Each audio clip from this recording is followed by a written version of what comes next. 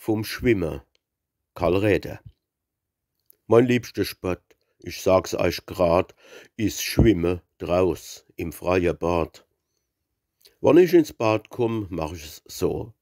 Sehr schwätz ich langsam ausgezogen, doch eh man tut zum Hemm rausschlubben, da muss man in sein Badehos hupsen, weil's Vorschrift is für brave Leid und weil's es passt als Sittlichkeit. Dann wird sich die Zeit gegund und sich emol e Weilchen gesund und abgehätt in frischer Luft, gelabt an Pelzer, Tubaksduft und 5, 6 Bötzelbäm geschlagen und rumgesprungen, etc. Dann wenn die Haxe abgekühlt und nass sich Brust und Buckel gespielt, und jetzt mit Anlauf 1, 2, 3, mit Kopfsprung wupp ins Wasser neu.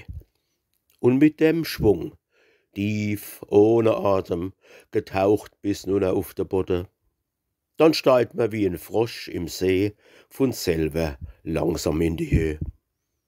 Im Wasser kann man ohne Mucke ganz gut ins Licht nach oben gucken. Jetzt dobst man oben raus mit Schwung und stoßt die Luft aus Nas und Lung und schmeißt mit Kraft und voll Entzücke sich mit me Schnerre auf de Rücke und stoßt die Beine aus, frei und frisch, und schwimmt erum als wie ein Fisch. Und spiert e Klick, e Lust, e Fred, wer des nicht kennt, der tut em leid. Dann geht's raus und wieder neu. Ihr liebe Leid, ist des so fei. Wie kann man da so kräftig schnaufen und färscht sich gar nicht zu versaufen?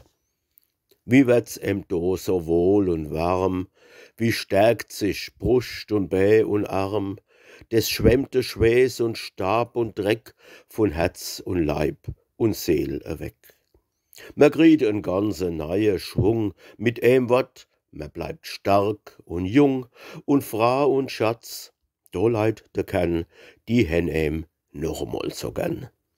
Und schlafen kann man wie ein Gott und essen kann man alle Gebot. Die Nerven tut's zusammenraffen, man freut sich endlich auf sein Schaffen. Wann alles schafft, voll Kraft und willig, dann wird auch alles wieder billig. So bringt uns es Schwimmen neues Leben und tut uns über Wasser heben. Drum, der wo's ernst im Leben nimmt, hupst oft ins Wasser neu und schwimmt.